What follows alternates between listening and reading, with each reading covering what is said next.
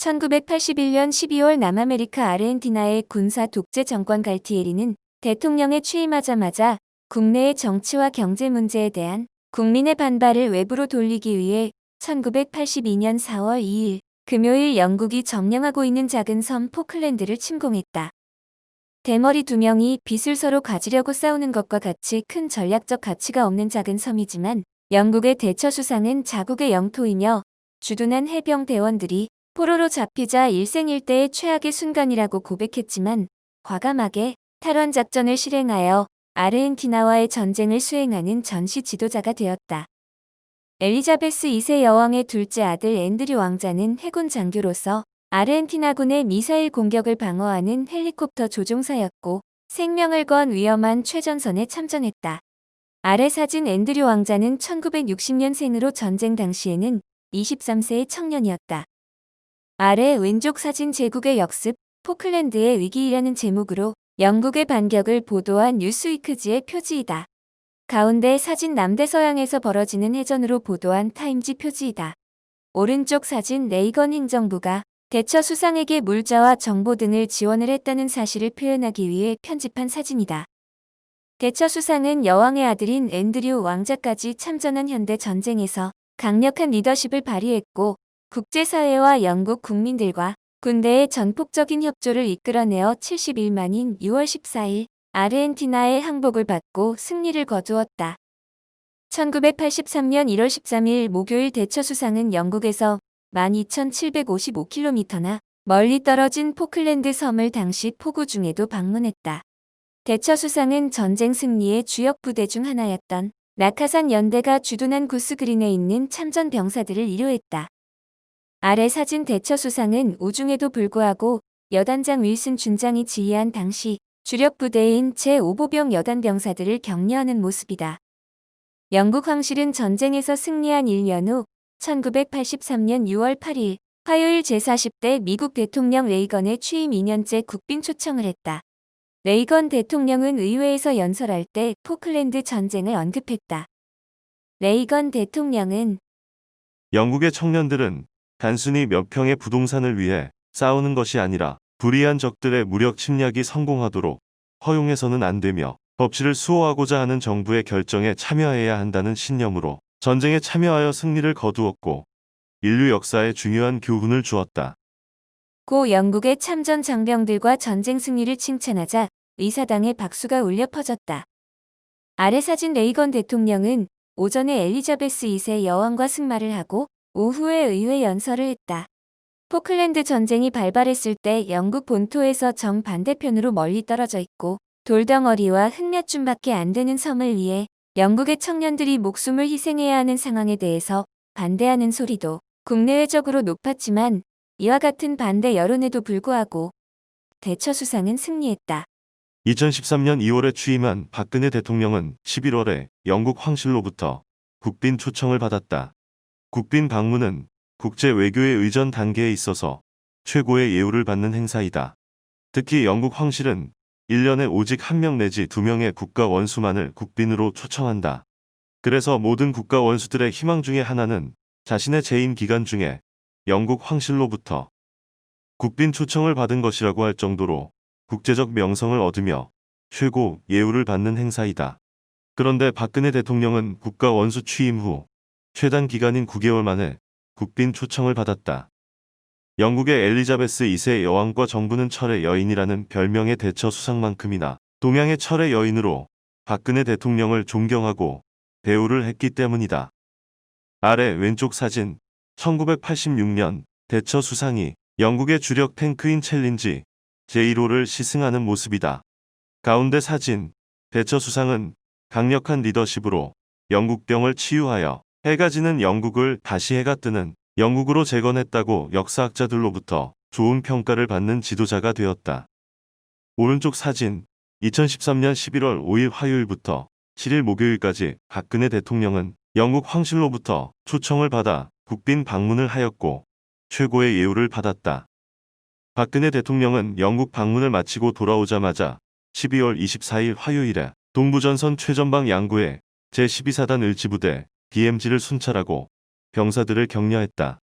아래 사진 인제 관대리 근처의 이 부대 지역은 박근혜 영예가 3세 때인 1955년 제5사단장 박정희 준장이 근무하여 함께 거주했었다. 1957년 육군대학 졸업 후 제6군단 부군단장에 임명되었는데 백인혁 군단장과 불화가 있었지만 소장 진급을 위해 다시 제7사단장으로 부임을 했다. 바로 직전에 5사단과 7사단의 부대 지역 교체가 있어서 같은 지역에서 또다시 박근혜 영예가 5세 때 두 번째로 같은 지역에서 전방 생활을 한 특별한 인연이 있는 곳이다. 거짓 언론 조작 선동과 촛불난동으로 정권을 찬탈한 종북 좌파 문재앙 정권은 김정은에게도 절절매고 시진핑의 눈치만 보고 있다. 아베에게도 당당하지 못하고 큰 소리를 치는 척만 한다. 트럼프 대통령에게 완전히 신뢰를 잃고 왕따를 당하면서도 오직 코로나를 빙자하여 독재만을 하고 있다. 이제 국민들은 문재인이 졸장부이며 그동안 속았다는 사실을 알게 되어 어찌할 바를 모르고 한숨만 쉬면서도 자신을 위하는 진정한 지도자를 갈망하기 시작했다. 박근혜 대통령은 재임 시에 국제사회와 선진국 지도자들로부터 존경을 받았다. 종북 좌파 세력이 세월호 침몰 사건을 일으켜 그렇게 선동하고 난리를 쳤어도 4년 재임 동안 태평성대를 누렸다는 사실을 국민들이 깨닫기 시작하면서 철의 여인의 귀환과 복귀가 시대적 요청이 되고 있다. 우리 공화당과 태극기 대한 애국혁명 세력은 박근혜 대통령을 위한 탄핵 무효, 무죄 석방, 즉각 복귀 위해 그동안 거짓 선동으로 촛불난동 탄핵 내란 사태를 일으킨 종북 좌파 정권과 이들과 야합한 보수 반역 세력과 처절한 아스팔트 투쟁을 해왔다. 그러나 시간이 걸려도 계속 싸워야 한다. 왜냐하면 해야만 한다면 할 수 있다는 명제가 우리들의 희망과 신념이기 때문이다. 대한민국을 망하게 하는 북한 괴뢰 공산 집단과 종북 좌파와 기득권 보수 반역 세력과 싸워 이겨야만 한다면 우리는 이길 수 있기 때문이다. 아래 왼쪽 사진 철학자 칸트의 유명한 명제를 기록한 책의 표지이다. 가운데 사진 칼리닝그라드 대학에 있는 칸트의 동상이다. 오른쪽 사진 칸트의 무덤은 퀘니스베르크 교회 건물 입구의 한쪽 벽면에 안치되어 있다.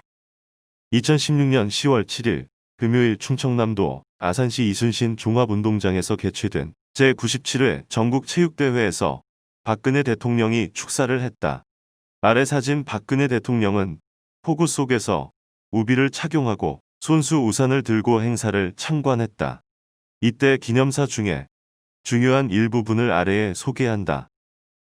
소중한 전국체전의 정신을 온 국민이 하나 되어 계속 이어나간다면 우리 대한민국은 그 어떤 위기도 거뜬히 이겨낼 수 있다. 1951년과 1952년 참혹한 전쟁의 와중에도 열렸던 전국체전에는 어떠한 고난에도 결코 무너지지 않겠다는 대한민국 국민의 단호한 의지가 담겨 있었다. 우리가 험난한 역사의 여정을 걸어오는 동안 대한민국 스포츠는 할 수 있다는 도전 정신을 일깨우고 국민의 마음을 하나로 모으는 구심점이 되었다. 국내외를 막론하고 각종 스포츠 대회에서 우리 선수들이 보여준 피와 땀 어린 노력과 불굴의 의지는 국민에게 나라에 대한 자긍심과 희망과 용기를 줬다. 이 시기는 종북 좌파 세력과 당시 여당 반역 세력이 내각제 음모로 촛불난동과 탄핵 내란 사태를 한참 꾸미고 있을 때이다. 10월 24일 월요일 박근혜 대통령이 갑자기 국회에 출석하여 자유통일을 전제한 헌법 개헌 논의를 선포하자 이일 후 26일 JTBC의 태블릿 PC 조작 선동 보도를 신호탄으로 촛불난동이 일어났고 4년이 지나면서 서서히 모든 거짓의 실체를 점점 국민들이 알아가기 시작했다. 종북 좌파 정권의 거짓과 실정에 분노하기 시작한 것이다. 정권을 찬탈하고 4년 동안 국가의 부도와 붕괴와 침륜 사태에 이어 김정은 똘마니와 김여정 똘마니한테까지 멸시 조롱을 당하는 적화 위기에 직면하고 있다. 이제 태극기 대한애국 혁명 세력과 우리 공화당은 더욱 겸손과 온유와 지혜와 정성을 다해서 국민의 마음을 얻도록 노력하고 좋은 청년 인재들을 영입하며 다시금 희망과 용기와 자긍심을 심어주어야 한다. 칸트의 철학적 이론을 정치적 현실에 그대로 실천한 인물이 국부 이승만 박사이다. 이승만 박사는 독립과 건국, 구국, 호국의 과정에서 칸트의 이론을 실현하려고 노력했다. 이승만 대통령이 키운 군인, 엘리트 출신의 박정희 대통령은 할 수 있다. 캔2 정신을 조국 근대화에 적용했다. 박근혜 대통령은 자유통일 즉 흡수통일을 추진했고 그것을 방해하려는 세력이 최후의 발악을 하여 탄핵 내란 사대를 일으켰다. 박근혜 대통령은 옥중투쟁하면서 끝나지 않은 싸움을 하고 있다. 그분들이 할 수 있었다면 우리도 할 수 있다. 아래 왼쪽 첫 번째 사진 연세대학교 경제학과 김학은 명의교수는 이승만과 칸트의 영구평화론이라는 논문을 저술했다. 제34회 이승만 포럼에서 이 논문을 가지고 강의를 했다. 왼쪽 두 번째 사진 칸트의 영향을 받은 이승만 박사의 박사학위 논문을 프린스턴 대학교 출판부에서 발간한 책의 표지이다. 김학은 교수는 정년 퇴임을 하고 우연히 이 논문을 읽고는 큰 감동을 받았다. 김 교수는 그동안 막연하게 장기 집권으로 하야를 한 이승만 대통령으로 알고 있다가 존경하게 되었고 본격적으로 이승만 박사를 연구했다. 경제학자인 김 교수는 이 논문을 자본주의 시장과 국제 경제 원리의 교본과 같은 대작이라고 평가했다.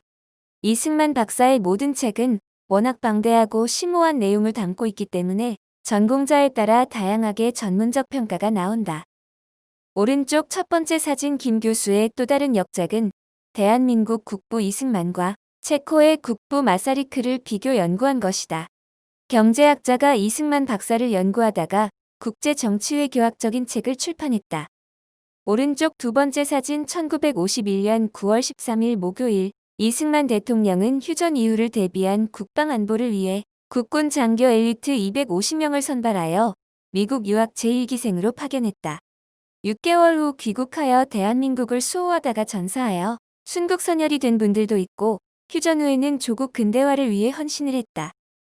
2012년 10월 26일 평균 연령이 90세 전후가 되었을 때 250명 중에 생존한 분들이 모여 이승만 대통령의 사저인 이화장에 기념비를 세웠다.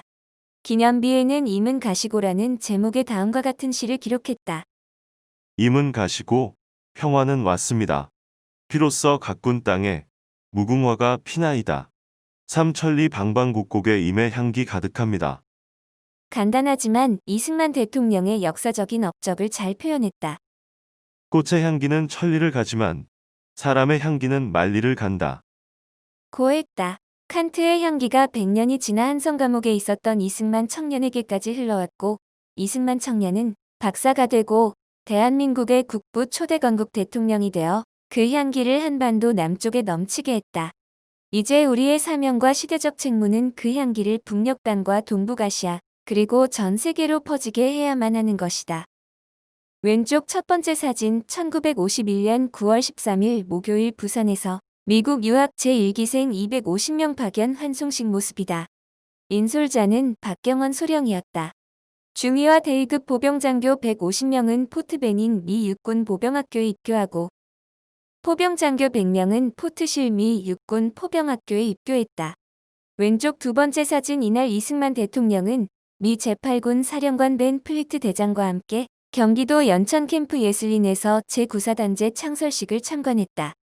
당시 세계 사적인 사건으로 라이프 잡지에서 특집으로 취재했다. 사단장급에서는 박병권 준장과 참모장급에서는 박정희 대령이 선발되어 지휘를 했다. 훈련을 지원한 미 제3사단 철모에는 할 수 있다. 캔2라는 모토를 기록했다. 오른쪽 첫 번째 사진 이승만 대통령은 박정희 대령을 준장으로 진급시켜 최초 장군을 정식 유학생으로 파견했다. 1954년 1월 박정희 장군이 상항에서 이상국 대령과 잠시 여행하는 모습이다.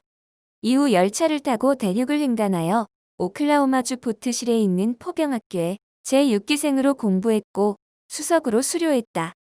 오른쪽 두 번째 사진 한강의 기적을 일으킨 박정희 대통령의 통치 철학이 우리는 할 수 있다. 는 정신이다.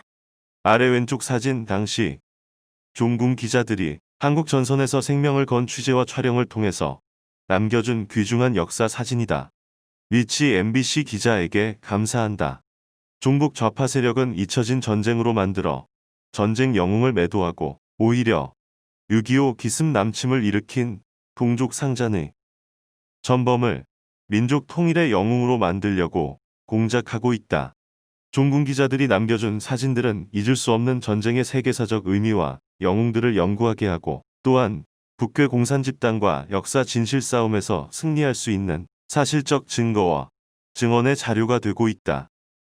가운데 사진 제9사단 재창설식 때 이승만 박사에게 환영 꽃다발을 선사하는 화동 사진이다. 화동은 이승만 대통령과 벤 플리트 장군 등 내빈들 앞에서 투립동을 추었다. 춤을 추는 동안 적기가 상공을 지나가기도 했다. 아이는 자라서 국악인 한국무용가가 되었다.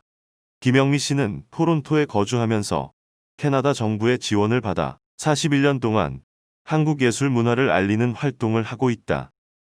오른쪽 사진 재창설 1년 만에 제9사단이 1952년 10월 백마고지 전투에서 중공군 세계 사단을 격파하여 백마부대라는 명칭과 전 세계의 최정예의 부대 중 하나가 되는 명성을 얻게 된 역사를 증거하는 사진이다.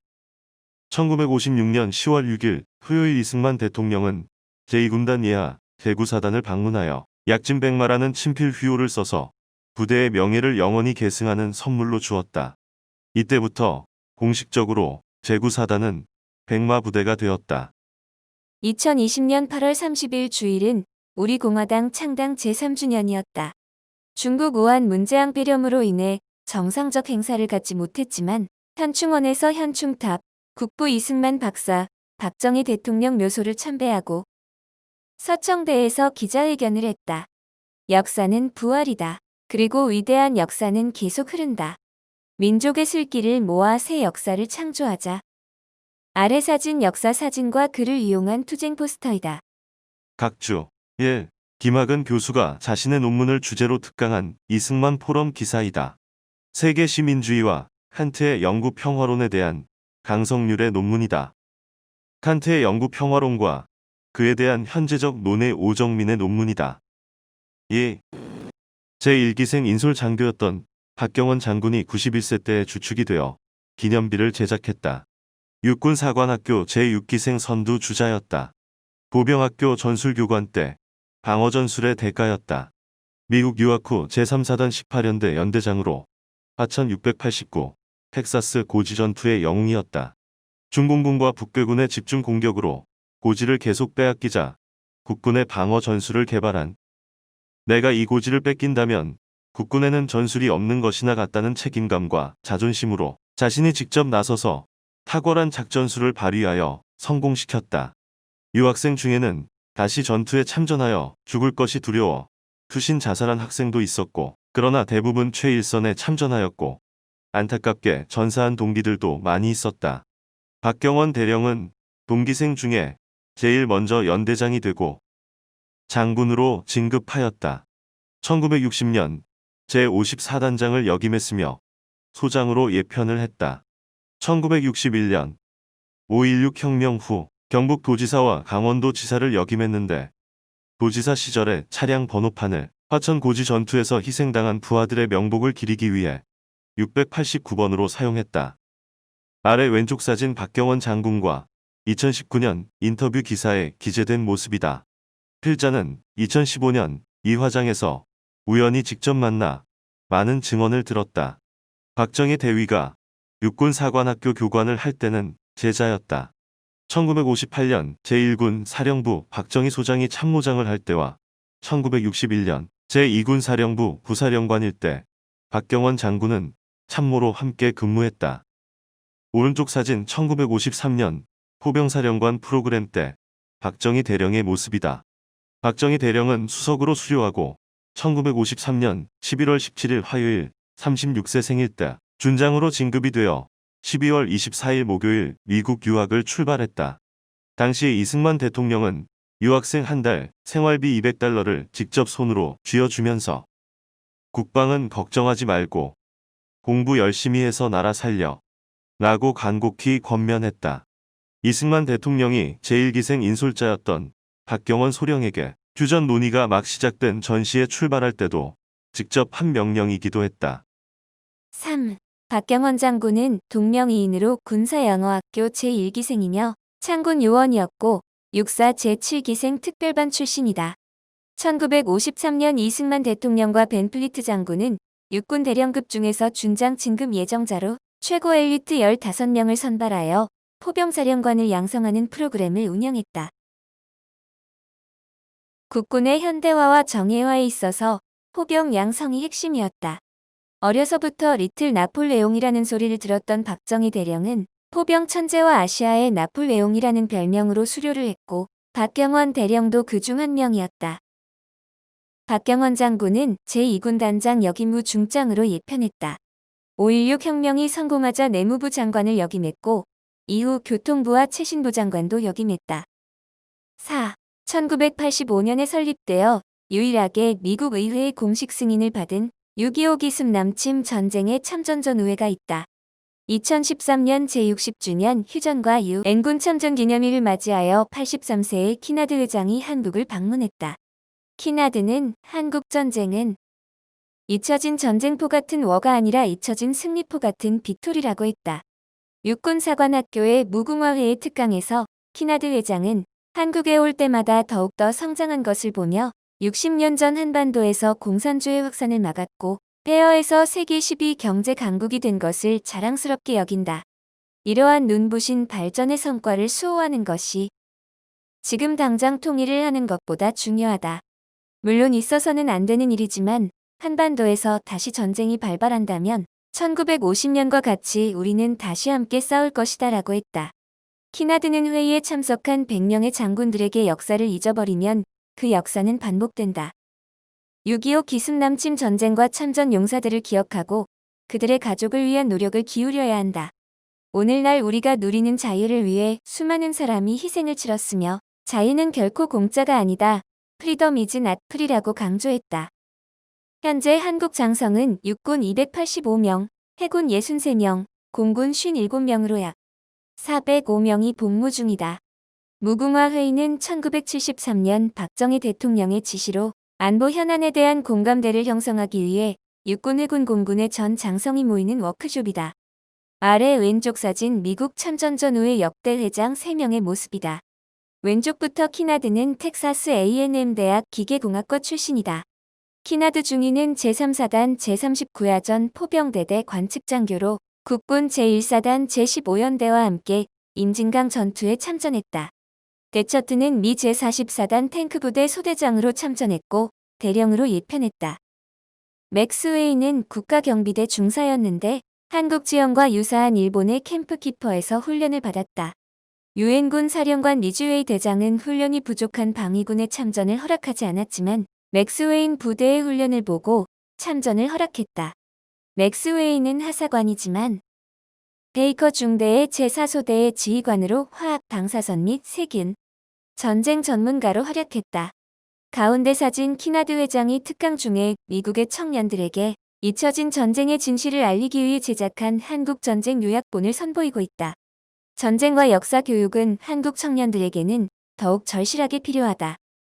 오른쪽 사진 키나드 중위가 관측장교로 근무할 당시 미군에 배속된 3명의 카투사 장병들과 함께 기념 촬영을 했다. 왼쪽부터 하사관, 국군 장교, 계급이 없는 군무원으로 추정한다. 5. 1956년 10월 6일 토요일 이승만 대통령은 제3대 대통령에 취임을 한 후 열차편으로 춘천과 화천 지역을 방문했다.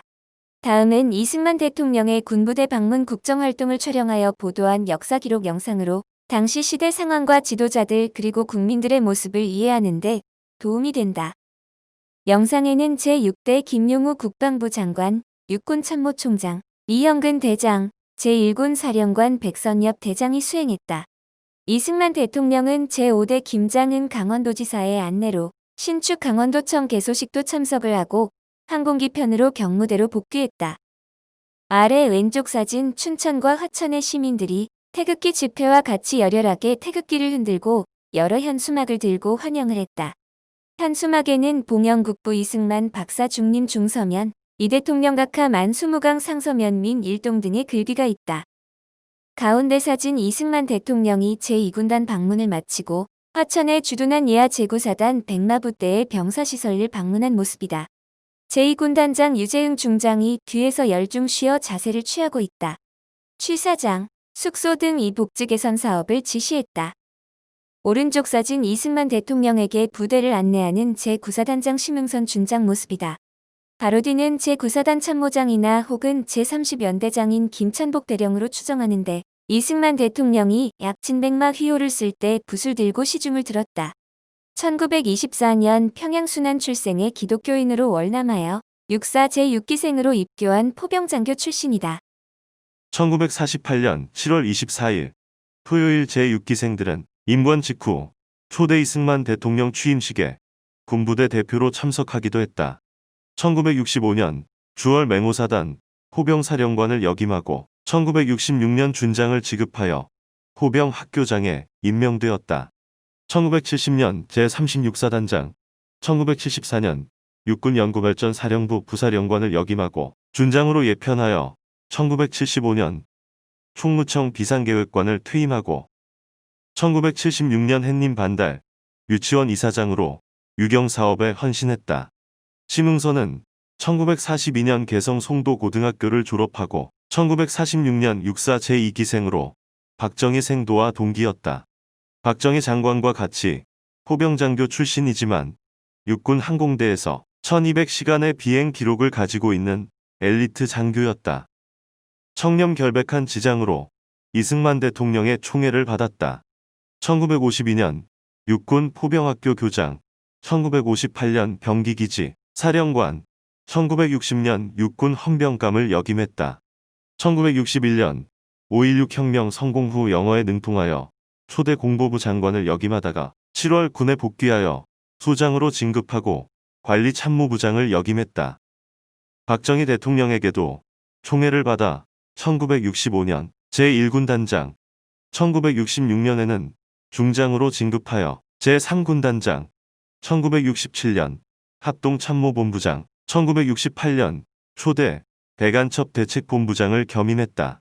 1968년 육군 참모차장, 1969년 육군사관학교 교장을 역임했다. 1970년 대장 진급과 동시에 제12대 합참의장을 역임하면서 국군의 현대화와 향토 방위의 기틀을 마련한 주역이었다. 군사외교 분야에 탁월한 역할을 발휘하여 합참의장 취임 전 호놀룰루 국방 강요회담에 참석하기도 했다. 1972년 주 스페인 대사, 1973년 제15대 총무처 장관 재임 때 과천 제2정부 종합청사 신축을 주도하고 총괄 감독하다 지병으로 사망했다. 아래 왼쪽 사진 1952년 백마고지 전투의 주인공 이믹순 대령이 선글라스를 착용하고 고지를 배경으로 기념 촬영을 했다. 사진 아래는 임 대령의 자필 회고록이다.